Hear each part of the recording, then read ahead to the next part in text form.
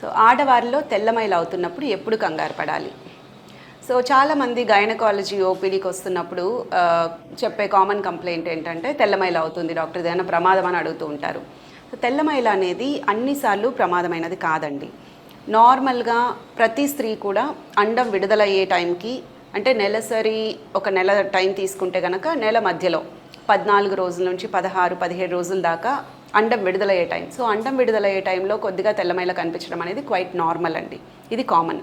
Next పీరియడ్కి ముందు 1-2 రోజుల ముందు కొద్దిగా థిక్ వైట్ డిశ్చార్జ్, అంటే తెల్లగా కొద్దిగా గట్టిగా ఉండే వైట్ డిశ్చార్జ్ కనిపించడం కూడా నార్మల్. సో ఈ ప్యాటర్న్ కాకుండా తెల్లమైల అవుతూ వీళ్ళలో దురద లేదా స్మెల్, వాసన ఎక్కువగా ఉంది లేదా ఎక్కువగా దురద వస్తుంది అండ్ యూరిన్ వెళ్ళినప్పుడు చాలా మంటగా ఉంది, ఇలాంటి లక్షణాలు తెల్లమైలతో కలిసి ఉన్నప్పుడు ఇది ఇన్ఫెక్షన్ వల్ల అయిండొచ్చు. కామన్గా మనకు బ్యాక్టీరియల్ ఇన్ఫెక్షన్స్ లేదా ఫంగల్ ఇన్ఫెక్షన్స్ వల్ల తెల్లమైల అవుతుందండి.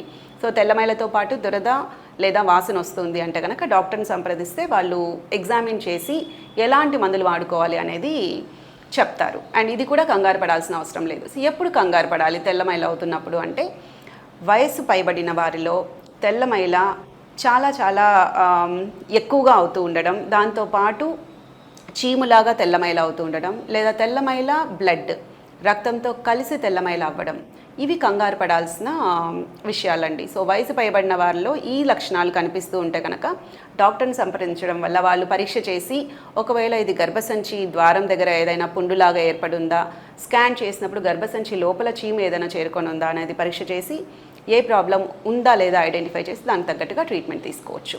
సో ప్రతిసారి తెల్లమైల అవుతూ ఉండడం అనేది కంగారు పడాల్సిన విషయం కాదు. ఈ లక్షణాలు కనిపిస్తే, నేను చెప్పిన లక్షణాలు కనిపిస్తే కనుక డాక్టర్ని కలిసి దీని గురించి ట్రీట్మెంట్ తీసుకోవాల్సి ఉంటుంది.